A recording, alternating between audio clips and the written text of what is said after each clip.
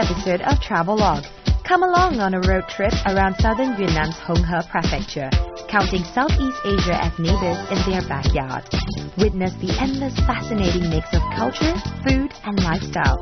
From the city of eternal spring, Kunming to Jianshui, an ancient military outpost. We cover our grounds here in this special 6-part series. Come along with us and marvel at the magnificent of the private garden of the Zhu family.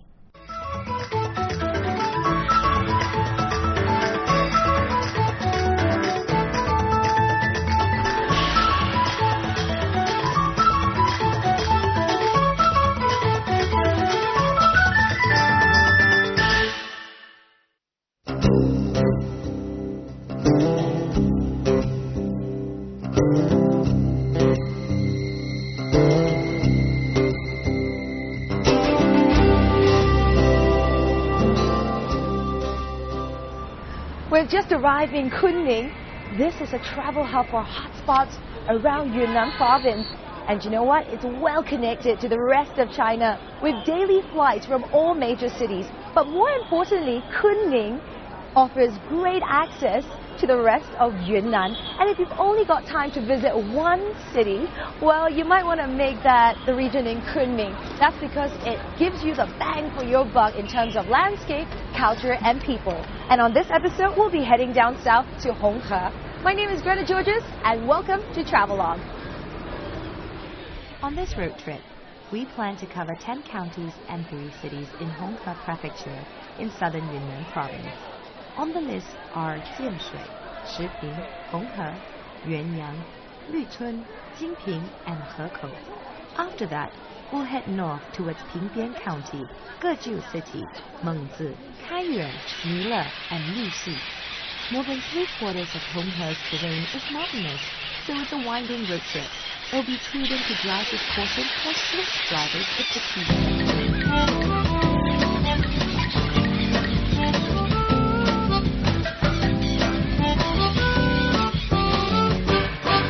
Capital of Yunnan province, Kunming is a natural place to make preparations and is a worthy stop in itself. Travelogue is located in the center of Kunming. This capital city was originally known as Huodong City, and it was founded in 765. Marco Polo, the 13th century Venetian traveler, recorded his amazement with this part of medieval China. Today, it's an important economic, travel and political hub. With the seat of the provincial government and Southeast Asian nations as its neighbor, trade and culture have added a dash of ethnic color to Kunming's border. Coined the city of eternal spring, Kunming is blessed with a mild climate and blooming flowers, and these birds would agree that this is so season. Come on! Come on, come on! There you go, buddy. Woo. There's something for everyone. It's a feeding frenzy. It's quite amazing. These girls come all the way from Siberia to escape the cold, harsh winter. And they're treated like kings here. You know, it's amazing, but Kunming is such a laid-back, cozy city. I wish I could spend a little more time here, but we've got a big road trip ahead of us. I've got to make some preparations.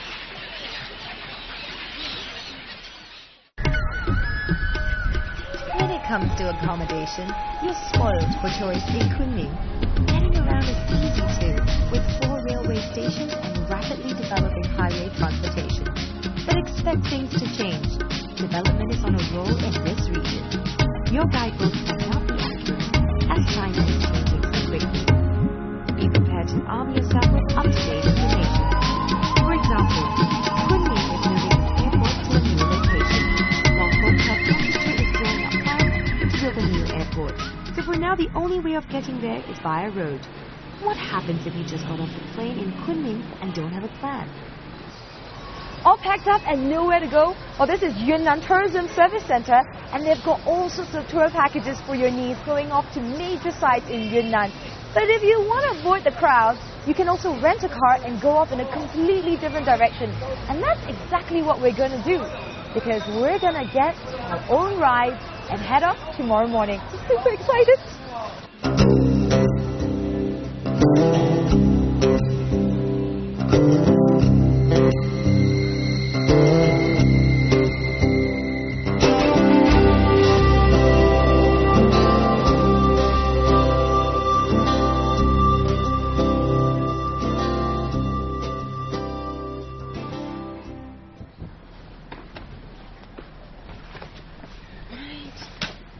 Hey, good morning.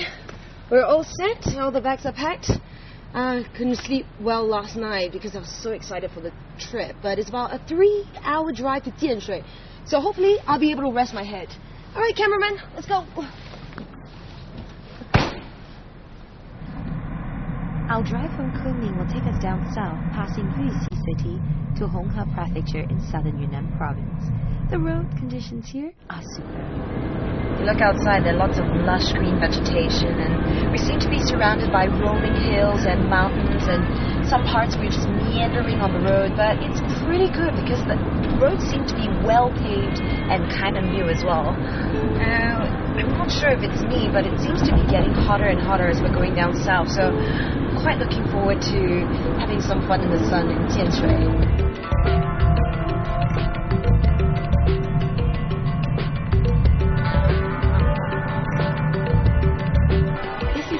An ancient military outpost that exudes a rusticated, quaint rural charm in this part of Yunnan province.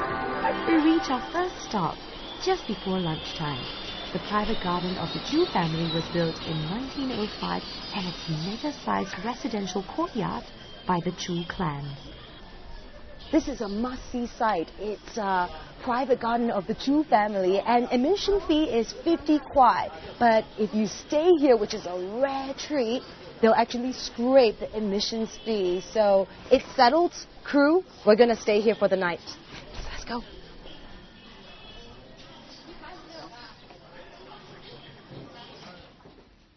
Whoa, this looks like we've stepped totally back in time. Look at the lamp and the intricate carvings on the bedposts. This whole place has this theme about it that extends from the outside to the inside. This dressing table is exquisite. It's any girl's dream, I tell you. All right, let's see what they've got in here. Little sewing kit. It's like you can imagine an old kung fu movie, and there'll be a concubine, and she'll be sitting here in the dresser looking at herself in the mirror. Well, that's not what I'm going to do. Okay, we got to check the bed. Let's see if it's as good as it looks. Okay, this is going to be my crib for tonight. It's pretty good, but we got to put it to the test. The litmus test is actually the toilet, so let's have a look. Wow, this is pretty modern. Got your shower. It looks spanking new.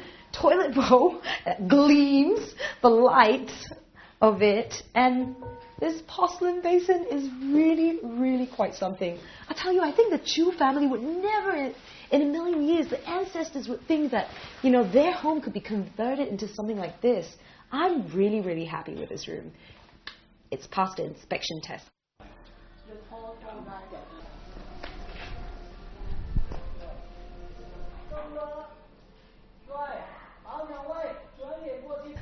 Jianshui is such a sleepy little town, but it's really great because you can just forget about crowds and that tourist season where everyone's flocking up to the north. You have this place all to yourself. I mean, take, for example, this very place.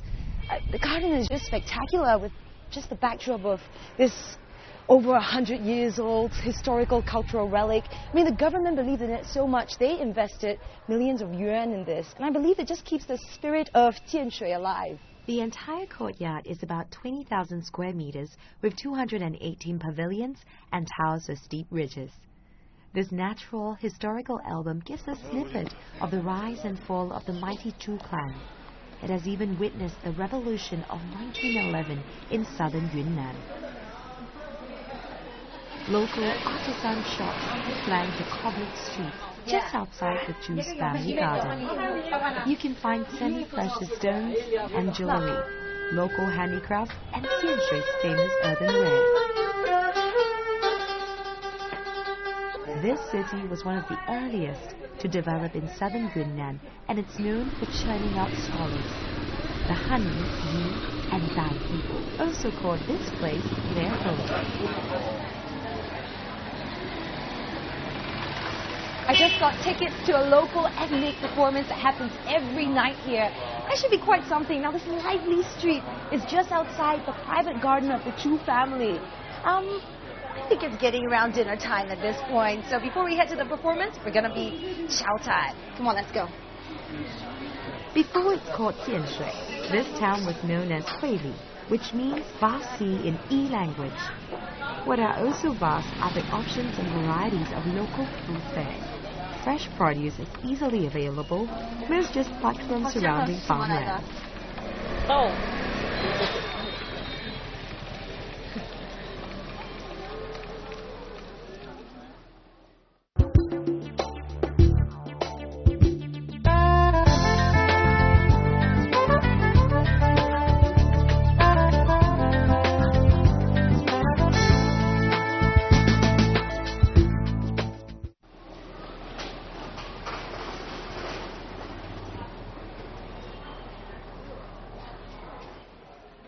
Yunnan cuisine is exciting both for the eyes and stomach.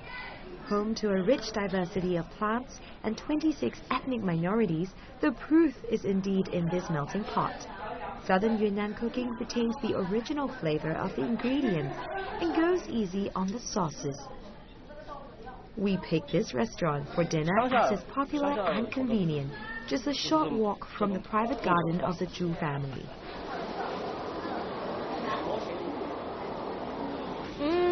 Yummy Yunnan food. 来吃吧，吃吧. This is really yummy Yunnan food. That is made with flour, and that's something that you see in Yunnan cuisine. They'll take flours and incorporate them in dishes, and they follow like ethnic minority cooking style. That one as well is flour that's taken from a pear. This is an interesting dish. It looks like an ivory tusk of an elephant, and this is compressed rice cakes. It's called huai. 太好吃了，白芝花。Cameraman, come and join us. It's really good.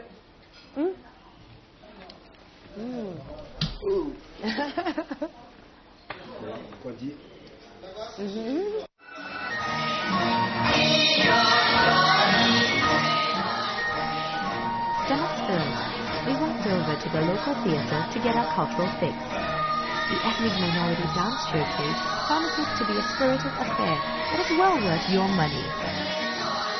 Honghe is known mainly for the Han and Yi minorities, but there are others like the Bai and Miao who live on the peripheral.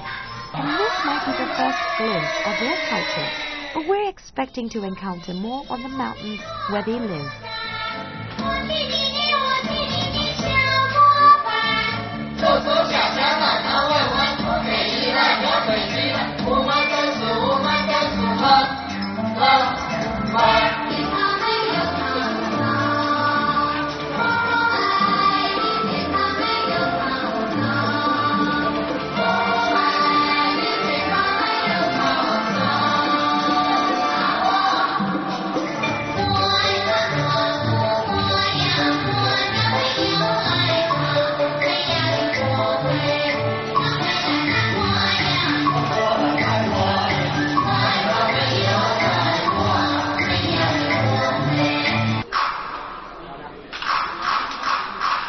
This show is over 2 hours long and features the colorful costumes and dances of the Yi, Han, and Bai minorities. The themes explored in this travel's song and dance are mainly these 3 musketeers, the Liu Pai Thief, harvest, and courtship, something that we all can relate to. Jianshui's Han and Yi folk art culture might be flourishing because once ancient military outpost has some heavy Han influence. Han customs, way of life and architectural styles are part of this melting pot. Jianshui is a testament to the synergy and harmony between these different cultures.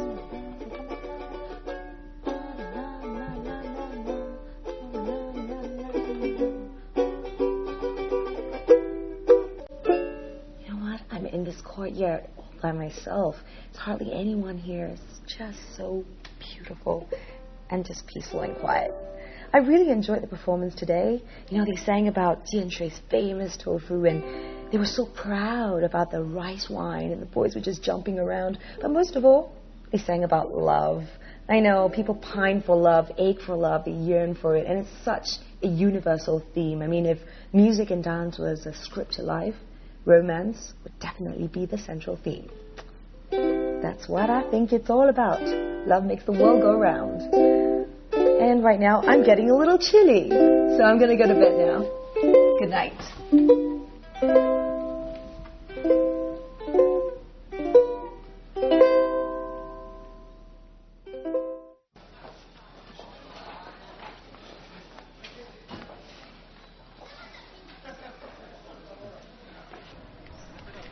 plan to check out Chaoyang Lo, an ancient city gate. But not before this. Breakfast here in this unassuming street joint is pretty hearty, and the rice meals here are a staple sample for this part of China. This stall has stood the test of time and taste buds. Nothing like a good hot cooking bowl of hearty noodles in the morning before we kickstart our day. 来大家吃嘛 Really good chili broth, and this is a really famous noodle store that's just beside the private garden of the tea. The quaint charm of Jianshui lies in its old town. That's why Chaoyang Lo is a must-see.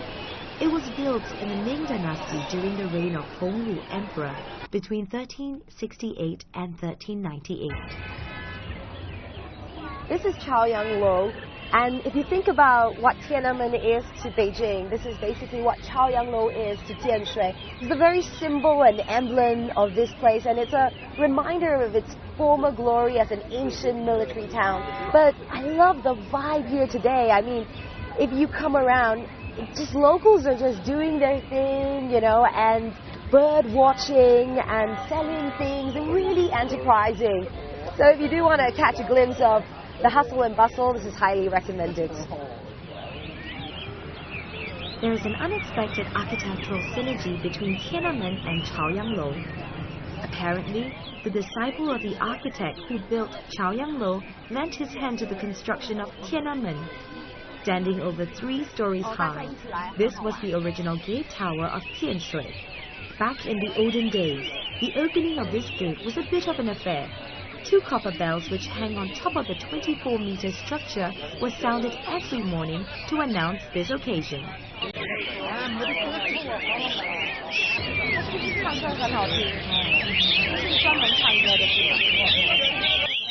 Every morning, especially on the weekend, the bird market will be tweeting with activity. It's a fantastic spot to people watch and get a slice of local life here in Jianshui.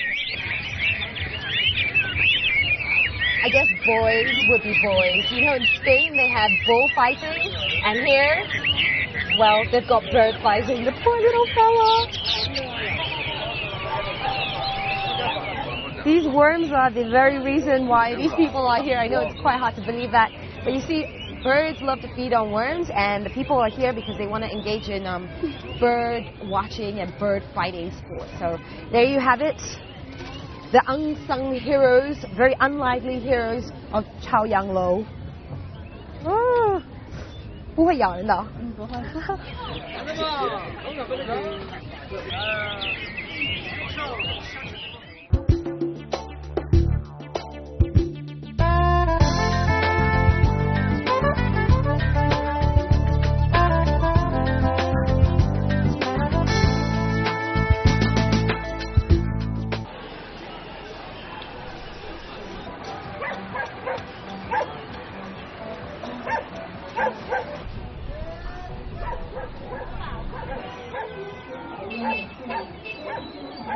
Jianshui's rich history reaches as far back as the Jing Dynasty, from 256 to 420, and it became an important military remote station.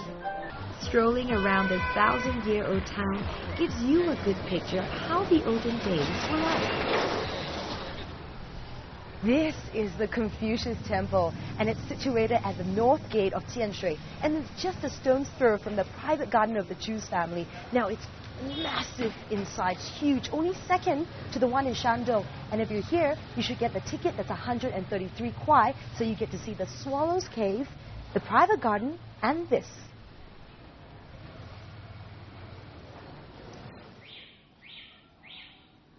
The Han culture has been brought over to Jianshui. Erected in 1285, this Confucius temple is built like a palace, and rightly so, for one of the greatest men of China. This temple shaped young minds in this town and even helped to develop intellectual talent. It's a fitting tribute to a school of thought that has strongly influenced other countries like Vietnam, Korea, Japan, and Singapore. Confucius developed an ethical, philosophical, social, moral, and political system to strive for the cultivation of virtue and the development of morality. In the ancient times, the temple is a school, so many students come here every day. His forehead is being touched. Yeah. This is really interesting. Okay. Then we put our legs across. Okay. Cool.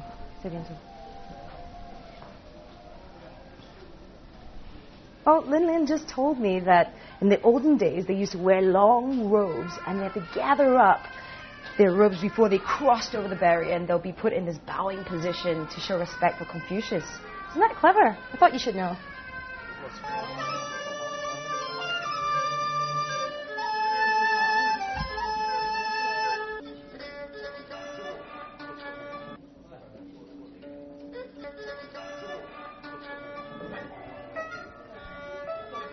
You know, Confucius once said that it does not matter if you go slowly, so as long as you don't stop. And I think everyone's on a journey in life, whether they're seeking for love, wisdom, happiness. Confucianism is like a philosophy, and it's woven the very fabric of the Chinese society. So if you're here, this is the second largest Confucius temple in China. You cannot miss this.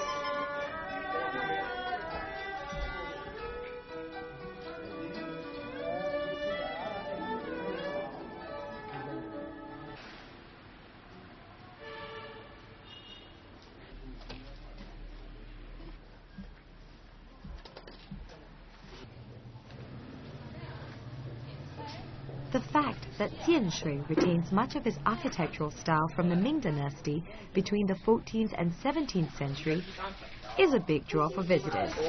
The vast, beautiful rural landscape provides little respite for weary city souls and is a perfect getaway. Jianshui has a nostalgic magic. It has some 15 ancient buildings spanning 12 centuries of construction, and it's dotted with old wells, which draw fresh water from the basins that Jianshui is famed for.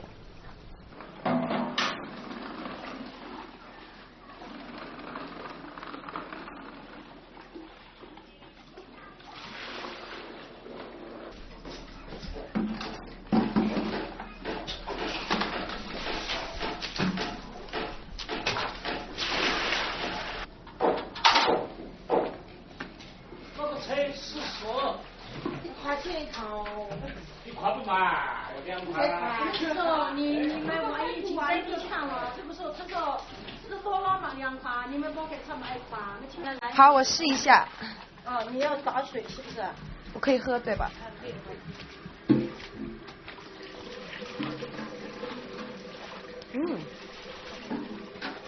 有一点甜哦。肯定甜。Yeah, it's really fresh. It tastes good. I don't know if it's what I've been hearing about the water, or if it really tastes that good, but no, I think it's quite crisp.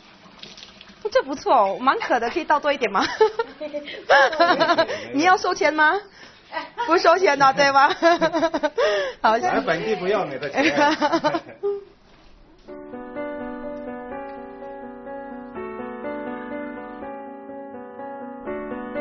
Water represents the source of life in Chinese philosophy, and here in Jianshui, there runs a deeper resonance.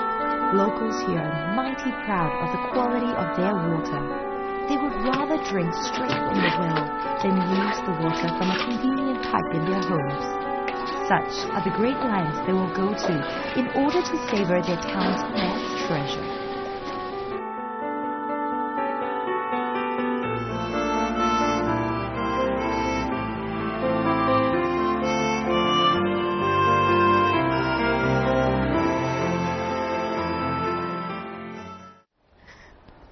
Isn't that beautiful? And I was just thinking about the fishes in that well, and they're really there to tell people that the water is safe for consumption. You know, we're going to hit the road tomorrow. I'm kind of sad to leave Jianshui.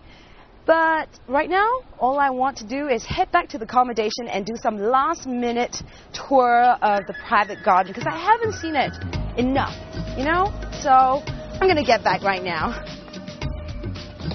I'm back now at my home, which is a cultural relic.